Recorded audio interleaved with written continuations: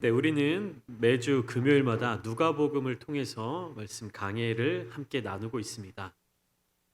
한 주 한 주마다 한 장 한 장의 말씀들을 함께 차근차근 나누면서 나아가고 있죠. 사실 오늘 본문 말씀은요, 그저께죠. 금요일 예배 때 함께 나누었던 본문 말씀이었습니다. 근데 금요일에도 말씀드렸다시피 이 누가복음 15장 11절부터 32절까지 우리가 흔히 이야기하는 탕자의 비유의 말씀은요, 굉장히 다양한 시각으로 바라볼 수가 있어요. 여러 가지 해석으로 해석이 됩니다. 그리고 각각의 그 해석들은요, 다 그에 합당한 근거들을 가지고 있어요. 아버지를 떠나 타국으로 간 그런 둘째 아들에게 초점을 맞추고 이 비유의 말씀을 보면요, 탕자의 비유가 되는 것이고요. 그리고 아들을 떠나보낸, 아들을 잃어버린 아버지의 마음에 초점을 맞추고 이 본문을 보게 되면 잃어버린 아들을 회복하는 아버지의 기쁨을 나타내는 비유로 읽을 수 있습니다. 그리고 또 한 가지 시선이 있습니다. 누굽니까? 집에 남아있던 첫째 아들의 시선으로 또 바라볼 수가 있는 것이죠. 이 첫째 아들은 아버지의 마음을 잘 깨닫고 있었는가? 라는 것이 우리가 오늘 이 시간 말씀을 통해서 집중해 볼 내용들입니다. 금요일에 말씀을 전해 드렸을 때는요, 본문을 32절까지 다 읽었지만 실제적으로는 24절 말씀까지 해서 설교를 했습니다. 그리고 오늘 오후 예배 시간에는 주로 25절부터 32절까지의 본문을 좀 집중해서 함께 말씀을 나누고자 합니다. 한국 성결 신문이 있습니다. 우리 교회 매주 신문이 한 부씩 오고요. 저희 집에도 오고요. 아마 장로님 댁에도 신문이 계속 갈 겁니다. 매주 우편으로 오는 우리 성결 교단에 있는 교단 신문입니다. 지난주 이 한국 성결 신문에 이러한 제목의 칼럼이 실렸습니다. 무엇이냐면요, 컨텍스트를 고려하며 읽으라라는 제목이었어요. 이 칼럼의 내용은 이 칼럼은 누가 썼냐 하면 서울신학대학교 설교학 교수님이신 정재웅 교수님이란 분이 쓴 칼럼이었습니다. 그러니까 설교에 있어서 전문가, 설교학을 가르치시는 교수님이 쓴 칼럼이었습니다. 무엇에 대한 칼럼이냐? 성경을 어떻게 읽을 것이냐라는 중점이었는데, 요약하면 전통적인 설교에서는요, 콘텐츠가 중요했다라고 하는 것입니다. 그 내용, 담겨져 있는 그 내용이 제일 중요했는데, 오늘날의 설교, 현대 설교학은 컨텍스트가 중요하다는 내용이었습니다. 그러니까 컨텍스트가 뭐냐라고 하면요, 맥락입니다. 그러니까 그 전통적인 설교에서는요, 모든 성경 본문이 시대와 상황의 변화와 관계없이 자명한 진리를 담은 하나님의 말씀이기 때문에 본문이 무엇을 이야기하는지를 글자 그대로, 문자 그대로 잘 해석하면 됐습니다. 성경의 어떤 구절이 어떤 맥락에 따라서 기록되었는지와 관계없이 그 문장 자체가 가지고 있는 의미가 더 중요하게 여겨졌던 것이죠. 그렇기 때문에 성경 구절들을 이 본문의 맥락과 관계없이 인용하거나 설교하고자 하는 주제에 맞춰서 해석하는 것이 크게 문제가 되지 않았습니다. 또한 본문을 어떤 맥락에 꼭 맞추어야 하는 것으로 여겨지지도 않았어요. 그러면서 이 칼럼에서 예를 든 본문이 무엇이냐면요, 욥기 8장 7절의 말씀이었습니다. 제가 한번 읽어드릴게요. PPT로 띄워주실 수 있으면 띄워주시면 좋겠습니다. 내 시작은 미약하였으나 내 나중은 심히 창대하리라. 여러분 이 말씀 익숙하시죠? 내 시작은 미약하였으나 내 나중은 심히 창대하리라. 욥기 8장 7절 말씀입니다. 여러분들 이 말씀 참 좋아하실 텐데요. 아마 기억나실지는 모르겠지만 제가 부천창대교회에 담임 목사로 취임하고 난 이후에 가장 처음으로 전했던 주일 오전 설교 말씀이었습니다. 그러니까 부천 창대교회 이름을 따서 시작은 미약하였으나 나중은 심히 창대하리라라는 이 본문으로 말씀을 전해 드렸는데요. 그 설교의 내용이 기억나실지는 잘 모르겠습니다. 이 성경 욥기 8장 7절 말씀은 PPT 혹시 띄워주실 수 있나요? 네? 예. 내 시작은 미약하였으나 내 나중은 심히 창대하리라. 이 구절은요, 욥이 고난을 당할 때 욥의 세 친구가 욥을 위로하기 위해서 찾아왔습니다. 그 세 친구 중에 한 사람이었던 빌닷이라는 사람이 욥의 고난에 대해서 이야기하면서 이 고난은 너의 죄로 말미암은 것이기 때문에 네가 빨리 회개하고 돌아오면 하나님이 다시 회복시켜 주실 것이다라는 맥락의 내용에 이어지는 말이에요. 그러니까 무엇이냐면요. 이 본문의 말씀은 내 시작은 미약하였으니 나중은 힘이 창대하리라. 네가 지금은 연약해 보이지만 나중에는 굉장히 복을 크게 받을 거야. 이러한 의미가 되는 것이 아니라 무슨 의미냐면 너가 지금 잘못하고 있다. 너 지금 회개해야 된다. 네가 회개하지 않기 때문에 네가 고난을 받고 있는 것이야. 네가 지금 어서 회개하고 돌이켜라. 그러면 하나님이 너를 다시 이전의 모습으로 회복시켜 주실 것이다라는 의미의 뜻이 담겨져 있는 말이에요. 근데 우리는 이 본문 말씀을 딱 욥기 8장 7절만 가지고 와서 뭐라고 적용합니까? 내 시작은 미약하였으나 나중은 심히 창대하리라. 여러분들 제가 그 작년 6월 달에 전한 주일 오전 설교인데요. 내용을 잊어버리셨으면 한 번 더 유튜브에 있으니까 보세요. 그러니까 이 본문 말씀을 가져오면 얼마나 상대방을 축복하고 하는 그런 말이에요. 네 나중은 심히 창대해질 것이다. 근데 사실상 그 맥락에서 이 내용은 어떤 뜻인 겁니까? 너 지금 잘못하고 있어. 회개하고 돌이켜야 하나님이 너를 이전의 모습으로 회복시켜 주실 거야 라고 하는 책망의 말입니다. 그러니까 이해가 되시죠? 콘텐츠만 보면 축복의 메시지가 컨텍스트, 맥락을 보면 뭐가 되는 겁니까? 질책과 권면의 말이 되는 것이에요. 그러니까 우리가 성경을 읽을 때 이러한 맥락을 따라서 읽어 나가는 것이 굉장히 중요하다라는 것입니다. 오늘 본문 말씀 누가복음 15장 11절부터 32절 이 본문을 살펴보기 전에 우리도 한번 누가복음 15장의 맥락을 쭉 살펴보면 좋겠습니다. 금요일에도 살짝 말씀드렸는데요. 누가복음 15장은 세 가지 비유의 내용들이 쭉 이어진다고 말씀드렸습니다. 첫 번째는 잃어버린 양 한 마리를 찾아 나서는 목자의 비유. 그리고 두 번째는 10개의 동전 중에 하나의 동전, 드라크마를 잃어버린 여인의 비유. 그리고 세 번째 오늘 본문 말씀인 한 아들을 잃어버린 아버지의 비유입니다. 그런데 예수님이 이 비유의 말씀을 누구에게 하고 계신가? 이것을 우리가 기억할 필요가 있습니다. 왜냐하면 그 목적을 가지고 누군가에게 이야기해주고 계신 거잖아요. 그 사람들에게 너희가 들을 귀가 있으면 지혜가 있으면 이 말씀을 듣고 깨달아라 라는 의미로 예수님께서 말씀해 주시는 거잖아요. 그러면 그 말을 듣는 대상은 누굴까? 누가복음 15장 1절부터 3절 말씀 함께 보시겠습니다. 함께 읽어볼게요. 시작. 모든 세리와 죄인들이 말씀을 들으러 가까이 나아오니 바리새인과 서기관들이 수군거려 이르되 이 사람이 죄인을 영접하고 음식을 같이 먹는다 하더라.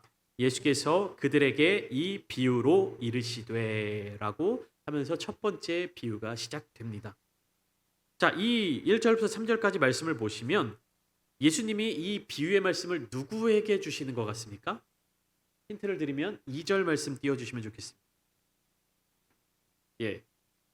지금 어떤 상황이냐면 예수님이 세리와 죄인들과 함께 계신 상황이었어요. 그들에게 말씀을 전해주고 계신 상황이었습니다. 예수님이 세리와 죄인들과 함께 계시는 그 자리에 누가 와서 수군거리고 있습니까? 바리새인과 서기관들이 저거 잘못하고 있다. 죄인들과 세리들과 저거 어울리고 있다. 저자가 어떻게 랍비냐? 저자가 어떻게 선생이냐? 죄인들하고 어울리는 저자가 어떻게 하나님의 말씀을 가르치는 사람이냐? 이렇게 수군거리고 있었어요. 그때 3절 말씀 보시면 예수께서 그들에게 이 비유로 이르시되 와서 수군거리는 바리새인과 서기관들을 향하여서 예수님이 이 비유의 말씀을 주고 계신 것이에요. 그럼 어떻습니까? 누구에게 말씀을 주시는 거예요? 바리새인과 서기관들. 그들이 듣고 깨닫는 바가 있어야 한다라는 것입니다.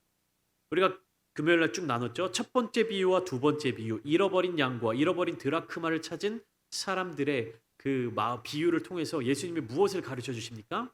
천국에서 잃어버린 영혼이 돌아온 것이 얼마나 큰 기쁨인지에 대해서 알려주셨습니다. 그리고 이어서 오늘 본문이 시작되는 것이죠. 오늘 본문의 주인공은 누굽니까? 아버지입니다. 그리고 두 아들은 조연이에요. 잃어버린 대상과 남아있는 대상입니다. 그러니까 1절부터 7절까지 말씀에서 목자가 양을 한 마리를 잃어버리잖아요. 그럼 잃어버린 대상은 누굽니까? 양 한 마리. 그리고 남아있는 대상은 누굽니까? 양 99마리. 8절부터 10절까지 비유의 말씀에서 한 여인이 10개의 은전, 동전을 가지고 있었는데 그 중에 하나를 잃어버립니다. 그러면 무엇을 잃어버린 거예요? 한 드라크마를 잃어버린 거죠. 남아있는 것은 무엇입니까? 9개의 동전이 남아있는 거예요. 자, 오늘 본문 말씀을 보시면 어떤 사람이 주인공이에요. 그런데 그 사람이 무엇을 가지고 있었다라고 본문을 설명을 하냐면 11절 말씀에 어떤 사람이 두 아들이 있었다. 그러면 이 사람이 두 아들을 가지고 있었어요. 그 중에 한 아들을 잃어버렸습니다. 그러면 남아있는 것은 무엇입니까? 다른 한 아들. 그러니까 두 아들이 있었는데 하나를 잃어버리고 하나는 남아있는 거예요. 자, 양 100마리가 중에 양 한 마리를 잃어버리고 99마리가 남아있어요. 은전 10개 중에 하나를 잃어버리고 9개가 남아있어요. 두 아들 중에 한 아들을 잃어버리고 한 아들이 남아있어요. 요거를 우리가 이해하고 맥락을 살펴서 보셔야 됩니다. 그러니까 아버지는 잃어버렸던 아들을 다시 찾았어요. 그러니까 어떻습니까? 마음에 큰 기쁨이 넘쳐나는 겁니다. 그래서 그 기쁨을 함께 나누고자 잔치를 벌이게 되었어요. 그런데 아버지가 잃어버린 것을 다시 찾은 순간 남아있던 그 첫째 아들은요, 아버지와 함께 있지 않았어요. 그러니까 무엇이냐면 다시 설명드릴게요. 양 100마리 중에 한 마리가 잃어버리고 99마리가 남아있었어요. 이 목자가 한 마리를 찾아가지고 돌아오니까 어떻게 돼요? 양 100마리가 되는 거예요. 그러니까 남아있었던 거예요. 양 99마리는. 은전 10개 중에 10드라크마 중에 하나를 잃어버렸어요. 이 한 여인이 하나를 찾아가지고 다시 가져오니까 어떻게 되는 거예요? 은전 10개가 된 거예요. 그러니까 9개는 그대로 도망가지 않고 남아있었다는 얘기죠. 자, 오늘 본문 말씀에서는 두 아들 중에 둘째 아들, 한 아들을 잃어버렸어요. 한 아들이 다시 되찾아왔는데 이 아들이 없는 거예요. 남아있어야 될 큰 아들이 없는 거예요. 이 첫째 아들은요, 잃어버린 둘째 아들이 회복되어 돌아오는 그때 아버지와 함께 있지 않았습니다. 그 자리에 있지 않았습니다. 맏아들은 어디에 있었습니까? 25절 말씀을 보시겠습니다. 25절 제가 읽어드릴게요. 맏아들은 밭에 있다가 돌아와 집에 가까이 왔을 때에 풍악과 춤추는 소리를 듣고. 제가 오늘 본문 말씀이 조금 막 이렇게 건너뛰어서 말씀 전해 드리는 것 같아서 좀 낯서실 수도 있어요. 금요 예배 설교에서 이어진다라고 생각하고 전하고 있기 때문에 오늘 오예배 설교가 조금 어렵다, 맥락이 좀 잘 안 맞는다 싶으시면 금요 예배 설교도 한번 듣고 다시 들으시기를 부탁을 드리겠습니다. 그러니까 25절 말씀 보시면 맏아들은 밭에 있다가 돌아와 집에 가까이 왔을 때에 풍악과 춤추는 소리를 들었다라고 성경 말씀은 기록하고 있었습니다. 자, 잃어버린 것들을 찾았을 때 그 주인은 어떻습니까? 기쁨이 넘쳐요. 양을 잃어버렸다가 찾았을 때, 동전을 잃어버렸다가 찾았을 때, 아들을 잃어버렸다가 찾았을 때 얼마나 큰 기쁨입니까? 그 기쁨을 함께 나누고 싶어 했었던 것이에요. 그런데 이 맏아들은요, 아버지가 가장 기뻐할 그 순간에, 아버지가 가장 그 기쁨을 누리는 그 순간에 아버지와 함께 있지 않았습니다. 어디에 있었습니까? 밭에 있었다라는 것이. 물론 맏아들이 밭에 있었던 이유는요, 일을 하기 위함이었을 것입니다. 하루에 일과가 있고 밭을 나가서 밭을 가꾸어야 되고 농사를 지어야 하는 그 일을 하기 위함이었을 것입니다. 그러나 이 맏아들이 일하는 그 목적이 무엇이었는가? 이것을 우리가 성경 말씀을 통해서 묵상해 볼 수 있어야 돼요. 그러니까 이 첫째 아들은요, 아버지의 마음을 헤아릴 줄 아는 아들이었는가라는 질문을 우리가 던져볼 수 있어야 한다는 것입니다. 한 주석을 찾아보니까 이렇게 설명하고 있었어요. 그러니까 아버지의 집에 종들이 여럿 있었을 것입니다. 그런데 둘째 아들 탕자가 돌아온 그 기쁜 소식이 밭에 나가 있는 큰아들에게 전해지지 않았다라는 거예요. 큰아들은 언제 그 소식을 알게 됩니까? 나중에 집에 돌아와서 스스로 그 사실을 알게 되었습니다. 그래서 그렇기 때문에 맏아들은 밭에 있다가 돌아왔다라는 이 말, 그가 밭에 있었다라는 말은요, 그가 육체적으로만 아버지로부터 멀어진 것, 육체적으로만 그의 집으로부터 멀어진 것이 아니라 정신적으로도 아버지나 동생과 함께 있지 않았다라는 것을 나타낸다는 것입니다. 그러니까 몸만 멀리 떨어져 있는 것이 아니라 마음과 생각도 아버지에게 있지 않았다는 것이. 그렇기 때문에 26절 말씀에 한 종을 불러 이 무슨 일이냐? 무슨 일이 있길래 우리 집에 풍악과 춤추는 소리가 들리냐? 그러니까 마다들이 생각하는 건 뭐예요? 지금 이 시기에 우리 집에 이런 잔치 소리, 풍악 소리, 노래 소리, 춤추는 소리, 이 소리가 들릴 리가 없는데 왜 이런 잔치가 우리 집에서 벌어지고 있느냐라고 질문을 하고 있는 것입니다. 마다들의 생각은 어떤 생각으로 차 있는 거예요? 우리 집에서는 이런 노래 소리가 나올 일이 없다라는 것이에요. 그래서 종이 그 마다들에게 설명을 합니다. 뭐라고 설명합니까? 27절 말씀 대답하되 당신의 동생이 돌아왔음에 당신의 아버지가 건강한 그를 다시 맞아들이게 됨으로 인하여 살찐 송아지를 잡았나이다. 종은 이렇게 반복해서 설명하고 있어요. 당신의 동생이 돌아왔다. 그래서 당신의 아버지가 건강하게 그 잃어버린 아들을 되찾은 것을 매우 기뻐하고 있다. 당신의 동생이, 당신의 아버지가 이렇게 반복해서 이야기를 하고 있는 것입니다. 이 말을 들은 첫째 아들의 반응은 어떻습니까? 28절 말씀. 함께 읽어볼게요. 시작. 그가 노하여 들어가고자 하지 아니하거늘 아버지가 나와서 권한대. 자, 첫째 아들의 반응이 어떻습니까? 노하였습니다. 분노했다는 거, 화를 냈다는 겁니다. 왜 화를 냈습니까? 그러니까 지금 어떠한 일이 벌어졌기 때문에 마다들이 화를 내고 있는 것이에요? 아버지가 잃어버린 둘째 아들을 찾았기 때문에. 다시 말하면 아버지가 기뻐하고 있는 그 상황이 마다들에게 있어서는 어떤 상황이 되는 거예요? 분노하고 있는 상황이 되어버린 겁니다. 어떻게 이렇게 될 수 있을까요? 아버지는 너무너무 기뻐가지고 막 기뻐 뛰고 막 춤추고 막 버선발로 아들을 달려나가서 맞이하여서 끌어안고 입을 맞추고 기뻐하고 소를 잡고 그렇게 하고 있는데 첫째 아들은 분노하고 있습니다. 그 그림이 머릿속에 그려지세요? 아빠, 그러니까 이 집 문 안쪽에서는 아버지의 기뻐하는 모습, 종들과 그다음에 손님들과 함께 잔치하는 많은 사람들의 그 기뻐하는 모습, 돌아온 둘째 아들이 굉장히 어색하고 머쓱해하고 하면서도 같이 잔치 자리를 지키고 있는 그런 모습.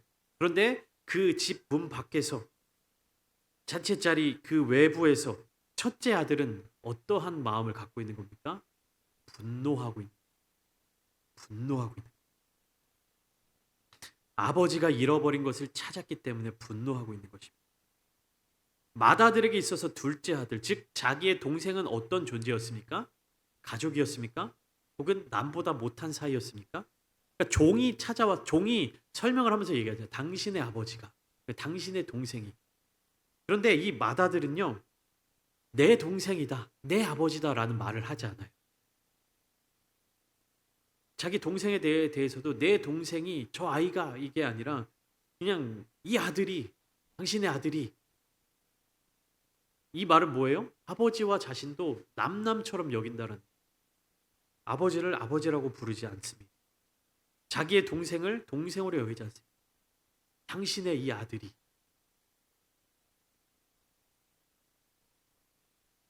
분노하고 있는 것이에요. 우리가 이 전체적인 설교의 성경의 맥락을 쭉 살펴보면 어떻습니까? 잃어버린 99마리의 양은요. 그냥 한 마리의 양이 돌아왔을 때 그냥 거기 그대로 있었습니다. 동전도 마찬가지죠. 9개의 동전은 그대로 그 주인의 품 안에, 주인의 손 안에 머물러 있었겠죠. 그런데 이 마지막 세 번째 비유에 잃어버리지 않았던 큰 아들, 한 아들은 어떻습니까? 아버지의 손 안에, 아버지의 품 안에 없었던 거예요. 잃어버린 것은 둘째 아들이라고 생각을 했는데 정작 둘째 아들이 아버지의 품으로 돌아왔을 때 첫째 아들은 아버지의 영역에 남아있지 않았다라는 것입니다. 그러니까 애초부터 아버지의 품 안에 있지 않았던 것입니다. 이러한 내용은요 29절부터 시작해서 더 구체적으로 드러나고 있어요. 큰아들이 아버지에게 이렇게 이야기합니다. 내가 여러 해 아버지를 섬겨 명을 어김이 없거늘 내게는 염소 새끼라도 주어 나와 내 벗으로 즐기게 하신 일이 없더이다. 내가 여러 해 아버지를 섬겨 명이 어김이 없었다. 맏아들, 큰아들 스스로가 이렇게 이야기합니다. 아버지에게 얘기하는데 내가 당신을 섬겼고 당신의 명령에 불순종한 적이 없습니다라고 이야기하고 있어요. 여러분, 이 섬기다라는 단어는요 헬라어로 듀르오라는 단어인데요. 이것은 종이 되었다라는 뜻입니다. 둘로스라는 단어가 종이라는 뜻인데요. 예수님이 우리 종이 되셨다. 하나님의 종이다. 할 때 이제 둘로스가 종이라는 단어인데요. 종이 되었다라고 하는 것이 이제 섬기게 되었다라고 하는 게 둘리오라는 단어입니다. 그러니까 아들이 아버지에게 얘기를 하는데 종에 해당하는 그 단어를 쓰는 거예요. 그리고 뭐라고 얘기합니까? 명령을 어긴 적이 없다라고 이야기를 합니다. 여러분들이 이 성경 말씀을 쭉 보실 때 아버지와 아들이 대화하는 것 같습니까? 그러니까 아들이 아버지에게 말하고 있는 것처럼 보이십니까? 자기 스스로를 어떤 종의 개념으로 그냥 그렇게 생각하고 있는 것이 아버지로 여기는 것이 아니에요. 아버지는 어떻습니까? 그를 계속해서 아들로 생각하고 있었는데 이 큰아들은 스스로를 품꾼도 아닌 종으로 생각하여 마치 아버지의 집에 자기가 노예로 일하고 있는 것처럼 생각하고 있었습니다. 그러니까 성경을 보면 이제 품꾼이라는 말도 나오고 종이라는 말도 나옵니다. 그러니까 품꾼은 뭐냐면 정당한 대가를 받고 일하는 사람들, 그러니까 일당을 받고 일하든 월급을 받고 일하든 출퇴근하면서 일하든 노동력에 대한 대가를 지급받고 일하는 게 이게 품꾼이고 종은 뭡니까? 그 집 주인의 소유처럼 여겨지는 거예요. 그러니까 노예인 거예요. 그러니까 소유물 중에 하나인 겁니다. 그러니까 품꾼도 아닌 종으로 생각하고 있는 것입니다. 그래서 뭐라고 얘기합니까? 내게는 염소 새끼라도 주어 나와 내 벗으로 즐기게 하신 일이 없더니. 이것도 마찬가지예요. 내가 아버지의 집에서 밭에서 나가서 일을 하고 아버지의 명령을 어기지 않고 아버지를 섬기고 있는데 나에게는 염소 새끼 이 보상 하나도 주신 적이 없다라고 이야기를 하고 있는 것입니다. 그런데 여기서 중요한 단어가 있어요. 나와 내 벗으로 즐기게 하신 일. 아버지는 내 아버지, 동생은 내 동생 이렇게 얘기 안 하는데 뭐라고 합니까? 내 친구들. 나와 내 친구들로는 염소 새끼라도 하나 주어서 즐기게 하신 적이 없다. 이렇게 이야기를 하고 있습니다. 철저하게 속된 말로 노예 근성인 거죠. 내가 이렇게 일했고 내가 아버지 집에서 이렇게 밭에서 일했고 이렇게 노동했으면 거기에 대한 보상을 나한테 염소 새끼라도 한 마리 줘야 되는 거 아닙니까? 근데 왜 나한테는 이러한 염소 새끼 한 마리 주지 않으시고 저 아버지의 재산을 허랑방탕하게 다 이렇게 여자하고 노는데 쓰고 버리고 돌아온 저 동생에게는 이렇게 살찐 송아지를 잡으십니까? 이렇게 원망하고 있는 겁니다. 아버지와 아버지의 집을 나의 집으로 여기지 못하고 있는 것이죠. 여러분들은 어떻습니까? 여러분들이 하나님을 아버지라고 고백하면서 하나님은 우리 아버지 되신다라고 이야기하면서 하나님을 섬기는 일에 있어서 하나님을 아버지로 생각하며 찾고 계십니까? 장로님도 말씀해 주셨는데 제가 어제 굉장히 이 교회가 오랜만에 처음으로 되게 고요하다라는 느낌이 들었어요. 날씨가 또 덥다 보니까 3층에서 창밖을 보는데 공원에도 나와서 노는 사람들이 거의 없더라고요. 한 사람도 없고. 그리고 보통 이제 토요일 오후쯤 되면 이제 밑에서 이제 쿵쾅거리는 소리라든지 이렇게 그래도 인기척이 들리고 하는데 아무 소리도 들리지 않는 거예요. 그래서 저도 이제 내려왔다가 올라갔다가 이렇게 하는데 어떻습니까, 여러분들? 식사 준비하시고 교회 청소하시고 교회 여러 가지 섬기시고 봉사하시는 일들이 여러분들에게 있어서는 어떠한 생각이 드는 일들입니까? 여러분들에게 있어서는 어떠한 마음가짐으로 이러한 헌신의 자리 가운데 함께 참여하십니까? 내가 이렇게 섬기면, 내가 이렇게 교회를 섬기면, 혹은 내가 이렇게 하나님 앞에 헌금을 드리면 하나님이 나에게 어떤 것을 보상해 주시지 않을까? 하나님이 어떠한 나의 삶에 있어서 문제를 해결해 주시지 않을까? 혹여나 이러한 생각을 갖고 계시지는 않으십니까? 근데요, 그리스도인들이 이러한 생각을 갖기가 너무나도 쉽습니다. 그러니까 내가 하나님을 섬기는 만큼 하나님이 나를 보살펴 주실 거라는 그것이 굉장히 좋은 믿음처럼 여겨지기도 합니다. 그러니까 내가 하나님께 기도하고 내가 하나님께 헌신하고 내가 하나님을 섬기는 만큼 내가 하나님께 예배 드리는 만큼 하나님이 나에게 은혜를 베풀어 주실 것이다 라는 생각을 갖게 됩니다. 근데 제가 여러분들께 말씀드립니다. 이 생각은 틀렸습니다. 제가 요즘에 최근 한 2주 전부터 되게 은혜에 대한 말씀들을 계속해서 묵상하고 있어요. 은혜란 정말 무엇인가? 은혜란 과연 무엇인가? 제가 다음 주 주일 오전 예배 설교로 은혜와 은사에 대해서 말씀을 드릴 건데요. 우리가 하나님 앞에 예배드리고 우리가 하나님께 기도하고 우리가 하나님을 섬기고 교회를 봉사하고 이런 것에 대한 어떠한 하나님의 보답으로 우리에게 은혜가 주어지는 것이 아닙니다. 은혜는요, 이러한 것들과 상관이 없어요. 연결되지 않습니다. 은혜는요, 하나님이 우리에게 값없이 주시는 선물입니다. 은혜와 우리의 봉사는요, 이렇게 연결돼서는 안 돼요. 연결되는 게 이 우리의 봉사가 먼저 선행되고 거기에 하나님의 은혜가 따라온다. 이렇게 연결되면 안 됩니다. 무엇입니까? 나의 모습, 나의 태도, 나의 어떠함과는 상관없이 하나님이 나에게 주시는 것이 은혜입니다. 우리가 그것을 누리느냐, 누리지 못하느냐, 그것은 내가 나를 어떠한 그리스도인으로 정의하느냐에 따라서 달라지게 되는 것이. 나는 그 은혜를 받을 자격이 없어. 나는 이렇게 기도도 못하는데, 나는 이렇게 봉사도 안 하는데, 나는 이렇게 예배도 빠지는데. 이렇게 되면요, 은혜를 누릴 수가 없는 것이. 그렇다고 뭐 하나님이 나에게 은혜를 주셨으니까 난 내 마음대로 살아도 되지라고 하면 또 은혜를 누릴 수 있느냐? 그것도 아니죠. 은혜는요, 이 본문에 나와 있는 아버지의 사랑과 같이 우리의 어떠한 조건과 상관없이 부어지는 겁니다. 아버지가 어떻게 합니까? 좀 전에 함께 읽은 이 29절 말씀에 큰아들이 막 이렇게 원망하고 있죠. 그런데 이 큰아들이 원망할 때 28절에 아버지는 어떻게 합니까? 아들이 밖에서 막 씩씩거리고 화나서 나 안 들어갈 거야. 나 못 들어갈 거야. 나 들어가기 싫어. 이렇게 하고 있을 때 아버지가 어떻게 합니까? 28절에 나와서 들어가자. 함께 가자. 권하고 있는 겁니다. 아버지가 먼저 아들의 이 마음을 알고 아들의 마음을 위로하고 함께 품고 잔치의 자리 가운데로 인도해 주려고 하고 계신 이끄심이 있으신 겁니다. 그러니까 아들은 어떻게 해야 되는 것이에요? 아버지가 이 잔치의 자리 가운데 나와 함께 기쁨을 누리자. 나와 함께 이 즐거움의 잔치 자리 가운데로 나와라. 들어와라 하면 어떻게 하면 되는 거예요? 나도 아버지의 기쁨의 자리 가운데 함께 들어가면 되는 거예요. 근데 이 큰아들은 자기 자신을 어떻게 생각하고 있었습니까? 아들이 아닌 종처럼 생각하고 있었어요. 그러니까 나는 내가 이런 일을 하고 저런 일을 하고 아버지의 집에서 이런 일들을 했는데 왜 나에게는 염소 새끼 같은 그러한 작은 보상도 주지 않으시고 저 아들에게는 저렇게 많은 것들을 퍼주시냐? 이 아들은 무엇을 모르고 있었던 거예요? 염소 새끼 하나뿐만이 아니라 아버지의 집에 있는 모든 것들이 다 누구의 것이다? 나의 것이 될 수 있다. 나의 것이다.